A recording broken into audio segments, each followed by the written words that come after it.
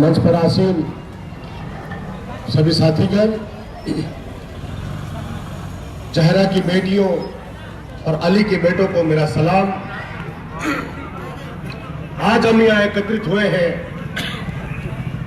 देश को बचाने के लिए, राष्ट्र को बचाने के लिए और भारत के संविधान को बचाने के लिए।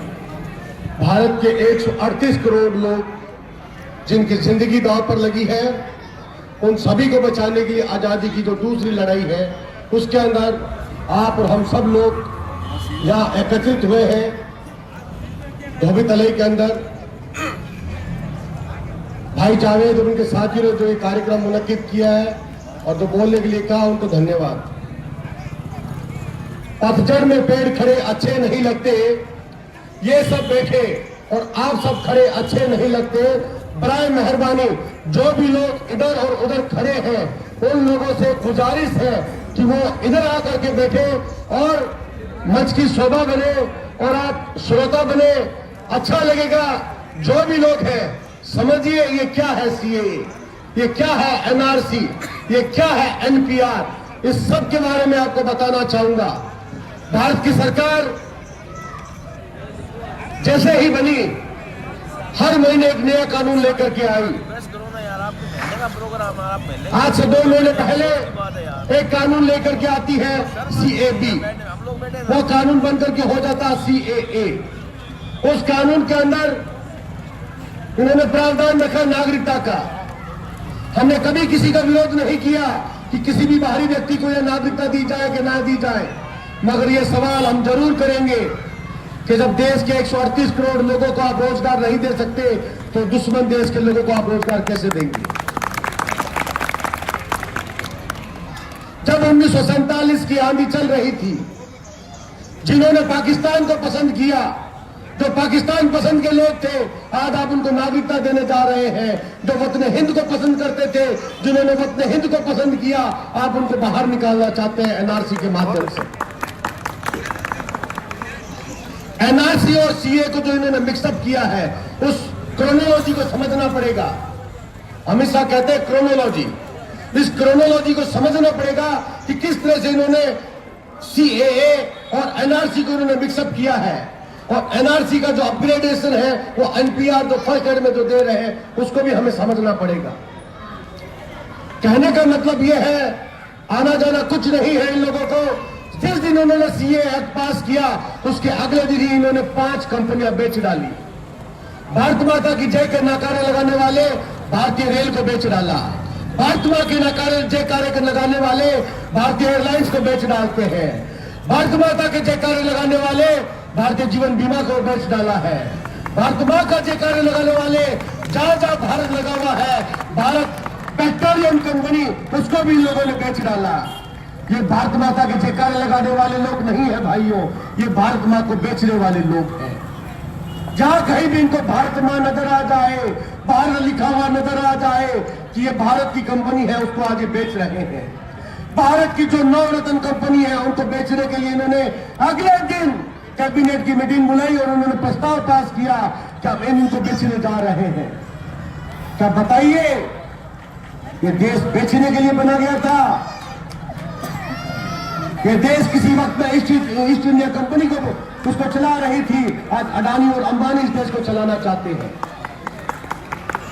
पहले कंपनियों से हम लड़े थे, आज और अडानी और अंबानी की जो कंपनी है, मोदी एंड शाह की कंपनी, आज हम इनसे भी लड़ेंगे।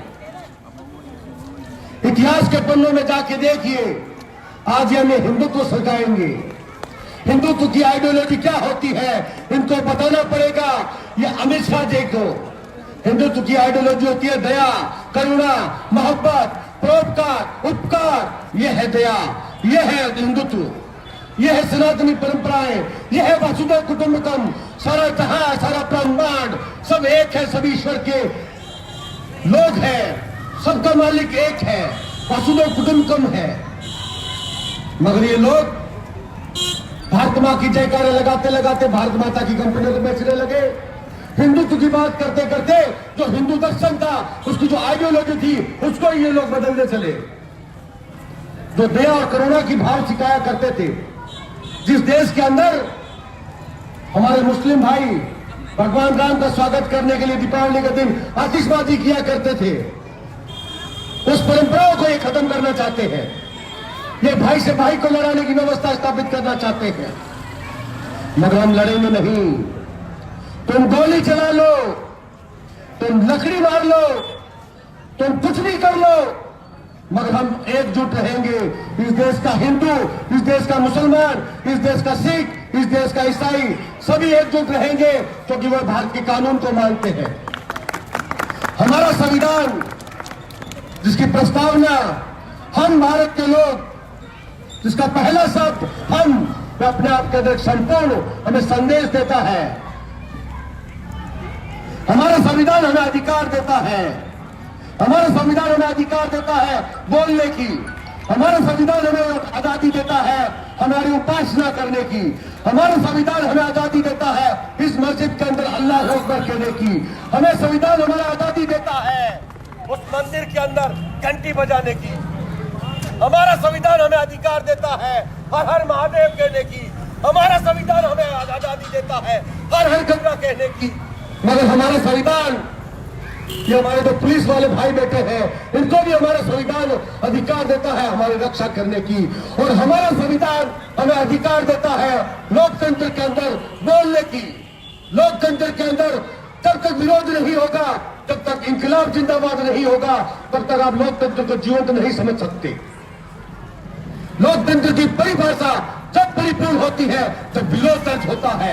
लोकतंत्र के अंदर जो विपक्ष होता है वो एक गुलदस्ते के समान होता है, एक गुलाब के समान होता है, जिसको पक्ष को स्वीकार करना चाहिए। मगर यहाँ पर जो पक्ष है मोदी और अमित शाह जी का, जो पक्ष है जो विपक्ष को स्वीकार नहीं करना चाहता, वह कहता है ये धर्म विशेष के लोग हैं। नहीं मोदी जी, ये भारत के संविधान को मानने वाले, भारत की एकता और अखंडता को मानने वाले लोग हैं, जो भारतीय लोकतांत्रिक तरीके से यह आंदोलन कर रहे हैं, मगर आप उनकी सुनना नहीं चाहते। आप सुनना नहीं चाहते। आप कहना चाहते हैं कि मैं एक अलग विशेष व्यवस्था का व्यक्ति हूं, मैं इस व्यवस्था का नहीं हूं, मैं समाजवाद में विश्वास नहीं करता, मैं लोकतांत्रिक व्यवस्था में विश्वास नहीं करता। भारत देश जो विश्व पटल के ऊपर गांधी के देश के रूप में गिना जाता था, गांधी के देश के रूप में जाना जाता था, इस देश के बारे में कहा जाता था सर्वधर्म समभाव का ये देश है, मगर आज देश के लिए आज उठा के देखिए आज क्या माहौल है। आज 252 यूनिवर्सिटियों में आंदोलन चल रहा है, मगर मोदी जी सुनने को तैयार नहीं है। चाहे वो धर्म विशेष के लोग हैं 252 यूनिवर्सिटी के लोग, चाहे वो मोदी और अमित शाह से कम पढ़े लिखे लोग हैं। आज बच्चों की पेपर का समय है, उनकी तैयारियों का समय है, उनका भविष्य उनके सामने है, मगर आपने देश को 138 करोड़ लोगों को आपने इस व्यवस्था में लाके खड़ा कर दिया कि वह अप्रैल से लाइन में लग जाए। हमारे देश की परंपराएं हैं, हमारे देश की जो आधी आबादी है, जिनको महिला कहा जाता है, उनके नाम से पट्टे नहीं होते मोदी जी। वो अपना कहां से 1971 का पट्टे का ला के देंगे तुमको। हमारे देश के जो साधु संत लोग हैं, वो जो शरीर त्याग करके, अपना जीवन त्याग करके, जो घूमते फिरते हैं, जगह जगह घूमते फिरते हैं, जो घुमंतु हो चुके हैं, चाहे वो जैन समाज के साधु हो, चाहे वो हिंदू समाज के साधु हो, चाहे वो मुस्लिम समाज के फकीर हो, चाहे हमारे वो सिख समाज के लोग हो, उन लोगों को यह पता नहीं कि उनका बाप कौन था। वजह इसकी कि वो अपना घर छोड़ चुके होते हैं, वो अपना पूरा जीवन जंगलों में व्यतीत करते हैं। आपको मैं बताना चाहूंगा मोदी जी, इस देश के 14 ऐसे स्टेट हैं जहां पर आदिवासी लोग रहते हैं, उनको यह पता नहीं आदिवासी लोगों को कि हमारे बाप की क्या जन्म की तारीख थी, हमारे जमीन कौन सी है, हमारा वोट का अधिकार क्या है। मैं आपको बताना चाहूंगा, मैं आपको बताना चाहूंगा, इन लोगों को आप बताइए जाकर के 138 करोड़ लोगों को क्या लाइन में लगाना सही है। इस तरह से लाइन में लगा दिया है जिस तरह से नोटबंदी में लाइन में लगाने की प्लानिंग की गई थी, उसी प्रकार से अप्रैल से आप सब लोगों को लाइन में लगाया जाएगा। 138 करोड़ लोगों को, चाहे वह आर्मी का व्यक्ति हो, चाहे वह पुलिस का व्यक्ति हो, चाहे वह IAS हो, चाहे STM हो, चाहे वह साधु हो, चाहे फकीर हो, चाहे औरत हो, चाहे गुरबा हो, चाहे किसी भी समाज का व्यक्ति हो, रेगिस्तान में रहने वाला व्यक्ति, उसको यह पता नहीं होता कि उसकी जात क्या है। नोखा का एक व्यक्ति मुझसे मिलता है, वह कहता है भाई साहब मेरा नाम रामचंद्र है, मैं जाति का मुसलमान हूँ। ऐसी व्यवस्थाएं हमारे पास हमारे समाज में रहती है। आप बताइए रामचंद्र से किस तरह से आप पहचानेंगे कि वह हिंदू है कि मुसलमान है? ऐसी संस्कृति में हम जिए हुए लोग हैं कि हम हिंदू मुसलमान सब एक जैसे लोग हैं। हमारे यहाँ पर नाम निकल पड़ते हैं अनिल खान, हमारे यहाँ नाम निकल पड़ते हैं महस अली, तो कैसे आप तय कर पाएंगे कि ये हिंदू है कि मुसलमान है? बताइए आप। हमारे यहाँ पर साउथ में जाएंगे तो अलग अलग व्यवस्थाएं आपको नजर आएगी, कुछ अजीब अजीब से नाम नजर आएंगे। जिस तरह से एक नाम नजर आता है एक भाई का रमेश, उसका नाम है RAMESH। कुछ लोग क्या एच नहीं लगाते लास्ट में, कुछ लोग लगाते हैं। जहां तो फर्क आया आज का, वहां पर रमेश भाई को भी डिटेंशन कैंप के अंदर भेजेंगे ये लोग। 6 महीने बाद उस रमेश भाई को कहेंगे अब हम तेरे को नागरिकता देते हैं, तू पहले ये बता तेरे खाते के अंदर पाकिस्तान लिखूं कि बांग्लादेश लिखूं? तू पाकिस्तान का नागरिक था कि बांग्लादेश का नागरिक था? आज से पहले तू जो हिंदुस्तान के लिए कर रहा था वो तेरी तू बात छोड़, पहले तू ये बात कर तू पाकिस्तानी है कि बांग्लादेशी है, क्योंकि इसके बगैर हम तेरे को नागरिकता नहीं दे सकते। उसको अपनी नागरिकता प्राप्त करने के लिए 6 महीने बाद, साल भर बाद में उसको कहना पड़ेगा कि मैं फला देश का हूं, झूठ बोलना पड़ेगा, जब जाके उसको नागरिकता प्राप्त होगी। मुझे ये बताइए उस व्यक्ति ने जो 70 साल का यह वक्फा दिया, इस देश की वफादारी के अंदर साथ दिया, उस व्यक्ति का क्या होगा? मैं बात करना चाहूंगा इस देश के राष्ट्रपति फखरुद्दीन अली खान साहब का। फखरुद्दीन अली अहमद साहब का परिवार जो असम का रहने वाला परिवार था, उनके परिवार का नाम आधार से रजिस्टर में नहीं है। ये जाके देखे उस संसद मार्ग के ऊपर उस फखरुद्दीन अली अहमद की आज भी कब्र वहां मौजूद है। फखरुद्दीन अली अहमद एकमात्र ऐसा राष्ट्रपति है जिसकी कब्र संसद भवन के सामने बिल्कुल रोड के ऊपर, नई दिल्ली जमा मस्जिद के सामने, संसद मार्ग के ऊपर, संसद चौक के ऊपर, किनारे के ऊपर आपको नजर आएगी। कि वही फखरुद्दीन अली अहमद है जिसने नई दिल्ली रेलवे स्टेशन के सामने अपनी 1000 करोड़ की प्रॉपर्टी को इस भारत सरकार को दान किया। आज उसके परिवार के लोग कहते हैं क्या भारत के नागरिक नहीं है? सोचिए कैसी व्यवस्थाएं हैं इस देश के अंदर। असम के पूर्व मुख्यमंत्री तैमूर बहन का नाम इस लिस्ट में नाम नहीं होता। सोचिए जो रेगिस्तान में रहते हैं उनका क्या होगा? सोचिए जो अनपढ़ महिलाएं उनका क्या होगा? सोचिए जो गरीब लोग हैं उनका क्या होगा? सोचिए उन लोगों का, उन दलितों का जिनको 1991 के बाद में पट्टे मिलने लगे, उनसे 1991 से पहले पट्टे नहीं होते थे उन लोगों के पास, उन लोगों का क्या होगा? सोचिए। सिर्फ एक पॉल्यूशन मत फैलाइए समाज के अंदर, एक प्रदूषण मत फैलाइए, एक कोड़ा मत फैलाइए मोदी जी कि सिर्फ मुस्लिम समस्याओं का मामला है। ये भारत के 138 करोड़ लोगों का मामला है। हर उस व्यक्ति का मामला है जो इस देश में रहता है। क्या आप उन लोगों को भी नागरिकता देने जा रहे हैं तमिलनाडु के अंदर जिन्होंने राजीव गांधी की हत्या की थी? उनके डिटेंशन के उनके कैंप लगे हुए हैं वर्षों से, उनको भी आप नागरिकता देने जा रहे हैं। आपने हिंदुओं और चकमा लोगों को भी नागरिकता दी है अरुणाचल प्रदेश के अंदर, मगर हमने कभी विरोध नहीं किया। आपने अपना अदनान सामी को भी आपने नागरिकता दी है पिछले दिनों में, अभी आपने उनको पद्मश्री भी दे दिया। बताइए वो अदनान सामी कौन है मोदी जी? उसके वालिद ने, उसके बाप ने इसी हिंदुस्तान की सरजमी के ऊपर एयरलाइन से हमला किया था 1971 के अंदर। आज उसके बेटे को आपने नागरिकता दी है। क्या उन शहीदों के ऊपर आपने कुठाराघात नहीं किया मोदी जी? ये सवाल है मोदी जी से, ये सवाल है व्यवस्थाओं से, ये सवाल है प्रशासनिक अमले से, जो इस देश की छलती को जो छलनी करते हैं उन लोगों को आप नागरिकता देते हैं। जो इस देश के लिए मर मिलते हैं, जो कारगिल युद्ध के अंदर जो आपको जीत का पटाखा लहराते हैं, उसको आप कहते हैं चाहिए 6 महीने के लिए डिटेंशन कैंप के अंदर आसाम में जोड़ दिया। सोचिए देश किस दिशा में जा रहा है मोदी जी। 50 करोड़ लोग, 50 करोड़ लोग आज रोड के ऊपर है। इतना बड़ा सवाल आज रोड के ऊपर है। आज पूरे वर्ल्ड व्यापी के ऊपर, विश्वव्यापी के ऊपर आपका विरोध दर्ज हो रहा है। पिछले 2 महीने से आपकी यात्राएं बंद हो गई है। आप सोचिए कि देश किस गति में जा रहा है। मेरा भारत ऐसा नहीं था। मेरा भारत अहिंसा के पुजारी का देश था, उस गांधी का देश था जो हे राम कहते हुए शहीद हो गया। हे राम, हे राम, हे राम करते करते शहीद हो गया। वह गांधी जिसने एकता में अखंडता सिखाई, वह गांधी जिसने सामाजिक समरसता का संदेश दिया, वह गांधी जिसने सामाजिक एकता का संदेश दिया, वह गांधी जिसने राष्ट्रीयता सामाजिक व्यवस्था की बात करी, वह गांधी जिसने हिंदू मुस्लिम सिख ईसाई की बात करी, यह उस गांधी का देश है। मोदी जी, ये तुम्हारा देश नहीं है। तुम माफी वीर थे, तुम माफी वीर थे, हम स्वतंत्रता सेनानी रहे। 1819 का वो वक्फा याद कीजिए, 1819 का वो वक्फा।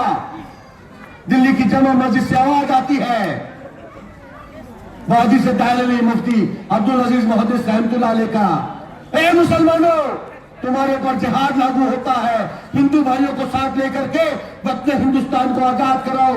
और उसी दिन 36,000 उलमा शहीद होते हैं। दिल्ली से लेकर के मेरठ तक की तमाम पेड़ गवाह है। 36,000 उलमा को शहादत अगर किसी ने दी है तो वे मुस्लिम समाज के लोग थे, उलमाए दीन थे। 36,000 उलमाए दीन जो मस्जिदों में नमाजें पढ़ाया करते थे। मस्जिदें सुनी हो गई, मगर ये आज लोग उनको याद नहीं करते। ये ताते तोपे का देश है, ये मंगल पांडे का देश है, ये देश है बहादुर शाह जफर का, ये देश है मां फातिमा का, ये देश है गांधी का, ये देश है भगत सिंह का, ये देश है राजगुरु का, ये देश है अम्बेडकर का, ये देश है अशफाक का, ये देश है उस बिस्मिल का जिसके नाम के साथ में राम प्रसाद जुड़ता है। सोचिए आप, क्या राम प्रसाद था जिसके नाम के साथ बिस्मिल लगता था। ये हमारी संस्कृति रही है देश की, राम प्रसाद बिस्मिल। मैं खिराज अकीदत पेश करता हूं अशफाकुल्लाह खान साहब को। सोचिए क्या थे राजगुरु, सोचिए क्या थे विपिन चंद्र पाल, सोचिए क्या थे लाल बाल गंगाधर तिलक।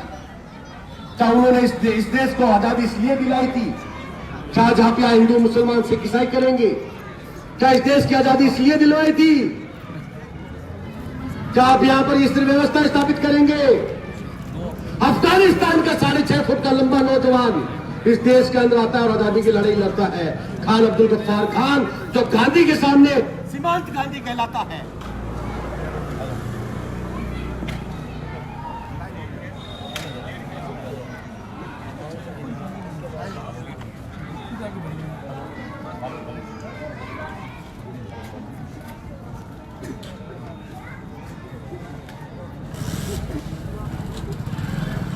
हेलो, उस गांधी के सामने वो सीमांत गांधी कहलाता है जिसको भारत रत्न का अवार्ड दिया जाता है।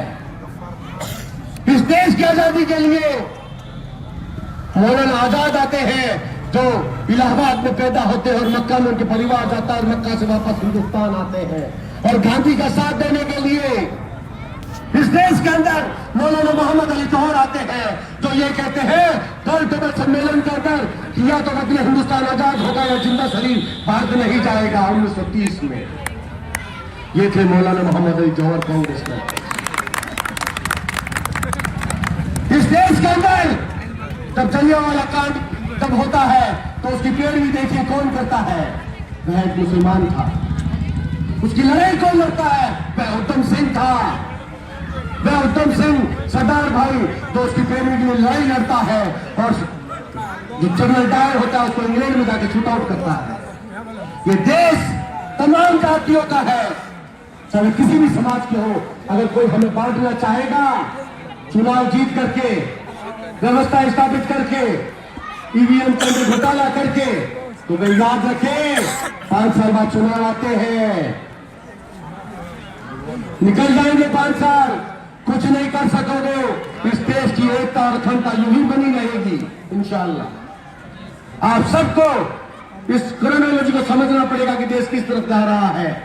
आप सोचिए कि आप किस लड़ाई की तरफ आगे बढ़ रहे हैं। राष्ट्र को बचाने की लड़ाई है, संविधान को बचाने की लड़ाई है, 138 करोड़ भारतीयों को बचाने की इस लड़ाई के अंदर आप कूद पड़े हैं।